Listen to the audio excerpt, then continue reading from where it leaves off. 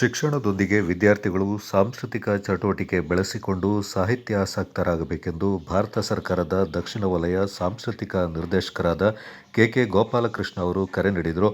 ಕೇಂದ್ರ ಸಂಸ್ಕೃತಿ ಸಚಿವಾಲಯ, ದಕ್ಷಿಣ ವಲಯ ಸಾಂಸ್ಕೃತಿಕ ಕೇಂದ್ರ ತಂಜಾವೂರು ಹಾಗೂ ಕುಶಾಲನಗರ ದಕ್ಷಿಣ ಸಿರಿ ಸ್ನೇಹ ಬಳಗದ ವತಿಯಿಂದ ಕೊಡ್ಲಿಪೇಟೆಯ ಎಸ್ಜಿಎಸ್ ವಿದ್ಯಾಸಂಸ್ಥೆಯ ಸಭಾಂಗಣದಲ್ಲಿ 2 ದಿನಗಳ ಕಾಲ ನಡೆದ ಮಾನ್ಸೂನ್ ಸಾಂಸ್ಕೃತಿಕ ಉತ್ಸವ ಉದ್ಘಾಟಿಸಿ ಅವರು ಮಾತನಾಡಿದರು. ಭಾರತೀಯ ಸಂಸ್ಕೃತಿ ಸನಾತನ ಸಂಸ್ಕೃತಿ ಹೊಂದಿದ್ದು ಸಮಾನತೆ, ಭ್ರಾತೃತ್ವ, ಏಕತೆಯನ್ನು ಹೊಂದಿದೆ. ದೇಶದಲ್ಲಿಯೇ ಭಾರತೀಯ ಸಂಸ್ಕೃತಿಗೆ ಹೆಚ್ಚಿನ ಸ್ಥಾನಮಾನ ಇದೆ ಎಂದರು. ಭಾರತ ಸರ್ಕಾರದ ದಕ್ಷಿಣ ವಲಯ ಸಾಂಸ್ಕೃತಿಕ ಕೇಂದ್ರ ತಂಜಾವೂರಿನಲ್ಲಿ ಕೇಂದ್ರ ಕಚೇರಿಯನ್ನು ಹೊಂದಿದ್ದು, ದಕ್ಷಿಣದ ರಾಜ್ಯಗಳಲ್ಲಿ ಆಯಾಯ ಜಿಲ್ಲೆ, ರಾಜ್ಯಕ್ಕೆ ಸಂಬಂಧಪಟ್ಟಂತೆ ಸಾಂಸ್ಕೃತಿಕ ಕಾರ್ಯಕ್ರಮ ನಡೆಸಿಕೊಂಡು ಬರ್ತಾ ಇದೆ ಎಂದರು.